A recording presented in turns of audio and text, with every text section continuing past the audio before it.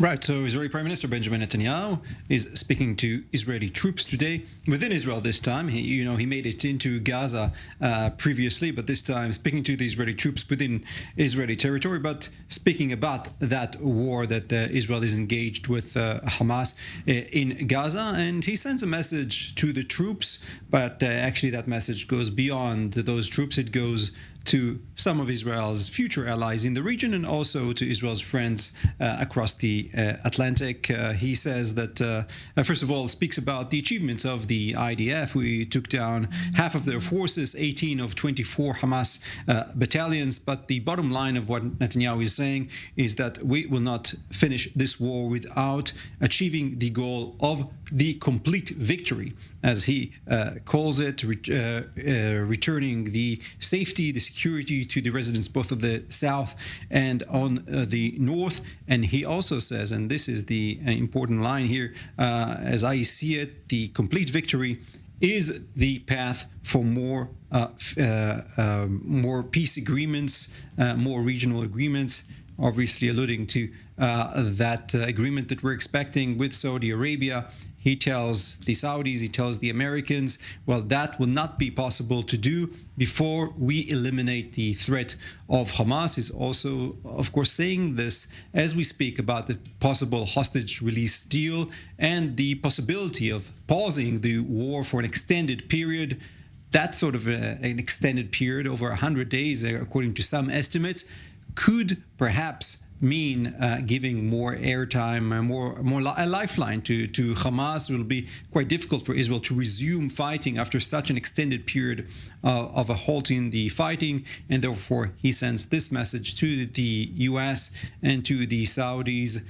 We want you, we want those future peace agreements, but without eliminating Hamas, that will not be possible. Also very important in terms of Israel's standing in the region. How does Israel look like to its enemies, both in the south and in the north, and of course others like more Iranian proxies and Iran itself, if Hamas is not eliminated completely, and if Hamas can achieve some sort of a triumph at the end of this war, a lifeline that is something that Israel will not be able to live with. Guy, I'm going to have you hold on one second. Let me go back to Gonen Ben Yitzhak about this. Gonen, you heard what Guy just mentioned about what the Prime Minister says, and that this message, obviously when the Prime Minister speaks, he knows it's not just he knows everyone is going to listen, no matter where, internally and externally. So is this basically the Prime Minister telling the U.S. and the Europeans, hey, back off? I think that Netanyahu, not from the last days, is in a campaign. Okay, he needs to keep his right-wing government together.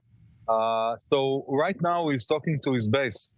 Yes, in the US, people are listening all over the world, but basically he's talking to his base. And we all understand that when he talks about a complete victory or something like this, this is something that he can't achieve, because the complete victory is bringing back the hostages and killing the leaders of Hamas or capturing them. It doesn't work together. We all understand.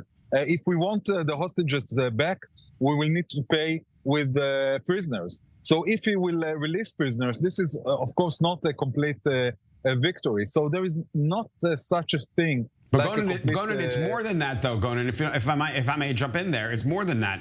It's not just releasing prisoners. It's allowing Hamas to live another day. Yes, it's allowing Hamas to live another day, maybe to give immunity to the leaders of Hamas. The two goals of destroying Hamas, as he said in the beginning of the war, and releasing the hostages can't live together. And Netanyahu knows it, and he decided to go on basically trying to destroy Hamas. I think that in his mind, he can give up the hostages to achieve this goal. Whoa. Give up the hostages, meaning what? Yeah. Give up the hostages, meaning even now when there are talks between Hamas and Israel about a hostage deal, and we are told that Hamas didn't give an answer, I would suspect and say maybe Israel got an answer and doesn't want to say yes to the answer. No. Let's hold be very on. clear here, because I have been speaking to Israeli officials. Israel is awaiting that. Not only Israel is awaiting that answer of Hamas. Israel has proposed this framework for Hamas. Israel is the one that initiated this in that agreement, in that meeting in Paris. To suggest that Israel does not want a deal because it is waiting the response of Hamas. Israel is the one that offered this deal. Israel, as of course, I can remind Gonen and I can remind our viewers that Israel has also already concluded another deal with Hamas back in November. This is not the first deal, and Israel wants the deal, but it wants the deal on terms that would enable the war to continue and eliminate Hamas. Obviously, that is, of course, very difficult to do. That is not to say that Israel has gave up on the hostages. And I'll just say to our viewers, we have heard from hostages who returned from Gaza that they were watching I-24 News in the tunnels together with Sinwar. So this channel, Sinwar is listening to us. Some of the hostages, hopefully, are listening to us. Israel, at least officially, but you may not like Netanyahu, but this is what we're hearing from Gallant, it's what we're hearing from Gantz, and what we're hearing from the chief of the IDF. The goals are still intact, both to return the hostages and applying that military pressure that would enable the return of those hostages. Gonen, you wanted to jump in there. Go ahead. Yeah, I just want to say that it's not a matter of liking or disliking Netanyahu. Right now, even yesterday, people around Netanyahu talked with journalists against the deal that basically was offered by the government of Netanyahu. So it's not a matter of me thinking or disliking Netanyahu. Netanyahu right now, or the people around Netanyahu, are talking against the deal that he offered. Yes, there are people in the government. This is a democracy, and there are people who agree or disagree to certain terms of the deal.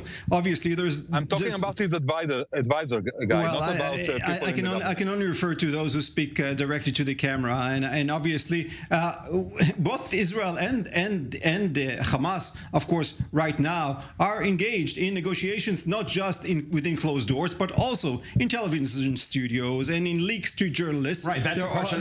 This is something that everybody's doing in order to improve their stances in this negotiation. Right, so that's a question that I posted in about an hour ago with the former guest that we had here. Is there a possibility that what's happening here is that Hamas knows what the Israeli population is thinking, and therefore it's playing the population, using it against its own government to basically say to sow discord? Definitely. We know that Hamas is using this weapon, I'll call it a psychological weapon, against the government. But the problem was that hundreds of people were neglected on October 7th, and the price to bring them back and to try and fix this is very high. And this is known to the government, this is known to Netanyahu.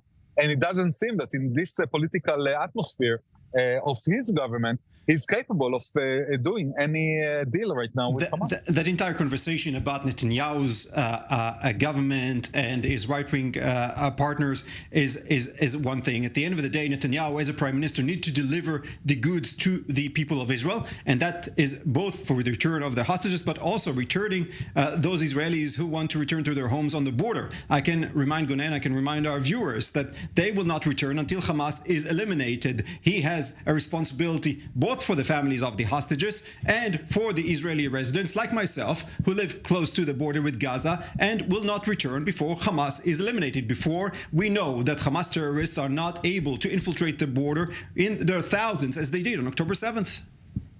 Gonen. But again, the question is, how do you eliminate Hamas and bring the hostages back? And it's a tough task. It's a tough task, but to presume that if Israel engages in a military campaign, that means it is giving up on the hostages. Well, that is a real stretch. I think you may have not heard Gonen. Gonen was saying that it's an impossible idea to get. You can't have both. It's impossible. That's what I'm replying to. Well, we saw. You could argue that Israel should not have engaged in this war completely and just withdrew all its forces right now and asked Hamas to return the hostages. First of all, this is not even something that is on the table. It is not as if Hamas is saying, "Well, we'll return all the hostages right now as long as you return the hostages." This is just a precondition to any sort of negotiation with Hamas. Hamas Hamas, as far as it is concerned, and he's watching people like Gonen speaking on television, he's watching I-24 News, this is what Hamas wants to hear. And Hamas wants to plant that psychological warfare. We saw that document that was found in that tunnel where Sinwar was hiding, wanting to apply more pressure on the Israeli public, psychological warfare, with implementing that idea, that very idea that Gonen is speaking about right now, that it is impossible to return the hostages with military pressure. So Gonen is just alluding that entire message that we read in that message. But Israel is not ready for someone to come on camera and say, you know what, we are doing the best we can, but we may not be able to get the hostages back. It just may not happen.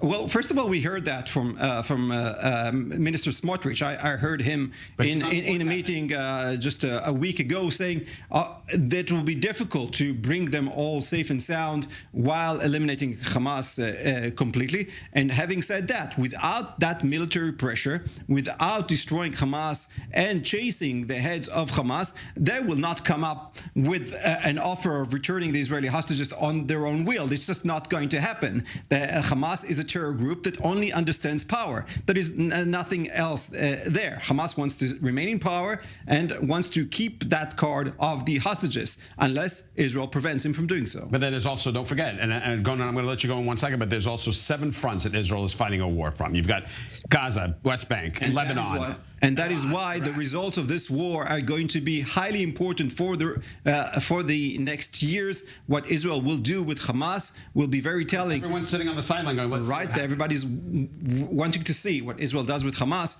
Obviously, everybody around will like to copy that October 7th attack unless they see that Israel goes the whole way and eliminates Hamas.